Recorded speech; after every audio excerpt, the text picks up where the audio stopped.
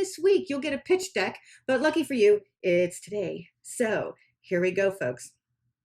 For those of you who are uninitiated, it's pitch deck. It's pitch deck.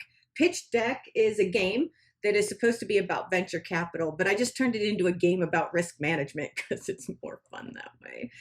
We have cards. Just so we're clear, I don't pick these ahead of time. I don't think of this stuff before we get started. I don't stack them so that they have any interest. None of that's true. I just pick it.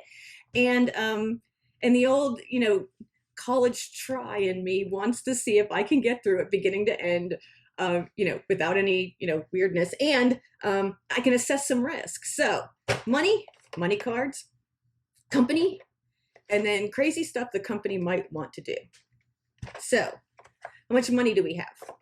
Today, we have $6 million. What will we get to do with? Okay, first of all, who are we? We're $6 million and we're who? Oh, hey, we're Make-A-Wish Foundation. Oh, a nonprofit that gives children with terminal conditions a last wish. Unless it involves a gun, then you're not allowed to have it. Which is kind of lame, but okay, so that's Make-A-Wish Foundation. Make-A-Wish Foundation wants to do what, I wonder? I wonder what does it say? It's, okay. Some days you can't make it up. Some days you think to yourself, it can't be real. It can't be a coincidence. And you know what? There's a lot of stuff in my life that I would think of as coincidence. But Make-A-Wish Foundation, wanting to get into the business of being men's rights advocates, it's just a little beyond the pale, right? Make-A-Wish Foundation, you know better. But if there's anyone out there, seriously, if there's anyone out there that would like to become the place that takes disgruntled men and gives them a chance to live out their dream, because they just want that, I would love it. And you know who else would love it? The fantasy camp people. They would love it. How many people would go to baseball camp? So I don't know if anybody wants to give men a free ride to baseball camp by starting some kind of weird thing where when they feel bad, they can ask for a wish. You go right ahead. I, on the other hand, I'm going to say, while I'm going to put this back, this isn't so weird. And I think we have to talk about it in the context of risk, because someone actually is going through this right now, and it's Gillette. So Make-A-Wish Foundation, you are off the hook. We are not going to talk about the risk of you being a men's rights advocate, but we are going to talk about Gillette, because that's exactly what they stepped into, right? They stepped right into this. We want to tell people how to behave. Do you remember when they put out the ad that showed men how to behave around women, that, you should really start to respect women, you should learn how to behave? It caused this whole backlash with Gillette. And what was interesting about it is if you go to the boycott Gillette hashtag, boycott Gillette, you would think it would be a bunch of women saying, you know what?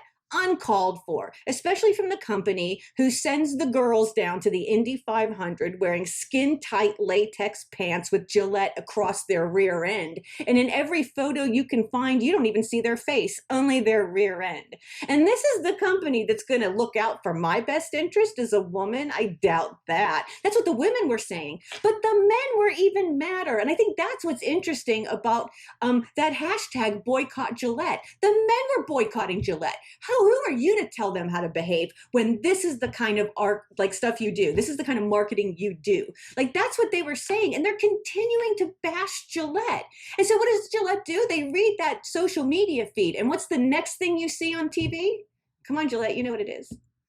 It's a sensitive fireman who just really wants to get over his, bumpy skin after he shaves. And it's really a nuisance to him in his life. And it would be liberating if he didn't have to live like that. Right? Listen, they're telling you something. Your customer base is telling you something, and you're not listening. What they're telling you is you have no moral high ground here. Quit telling everybody how to behave. Social issues are not for you. They're not. You have no moral high ground. There's no reason to talk about it. Quit bombarding me on the women's side under the Venus stuff, having to look at everybody who let their hair grow in, and quit telling the men on the men's side how to behave. You make razors. Here's what's amazing, Gillette, and you let it go. This is the story. This is the brand. This is what you want to protect. You're made in the USA, manufactured in this country. Your competitor is some kid who got a giant shipment of cheap razors, who started shaveclub.com. Seriously, you're going up against cheap Chinese razors that are delivered at home. You're manufactured in the US by people who care about that. Oh, and by the way, those employees probably have great stories to tell. I bet some of them help the elderly. I bet some of them have, they coach baseball teams. I bet some of them probably coach dance teams or are on dance teams, right? Lots of them probably do theater. There's a ton of stories to tell about, America through those employees, remembering that what's special about Gillette isn't that you're going to tell everybody how to behave, or you have the ear of your customers and you can make a difference in the social arena. Forget it. You have no moral high ground there. You have moral high ground in manufacturing. Live your values. Don't invent new ones to go with the wind. It's called opportunistic ethics. Stay away from it, right? So $6 million, Gillette, take this $6 million, fire the current ad agency, and go back to what you were doing before. Because the real story is not actually, placating to the men and, on the boycott site that say, who are you to tell me? Or you need to understand my pain. Or you need to. No, you need to remind them you are a proud American brand. Let's reset here. Right?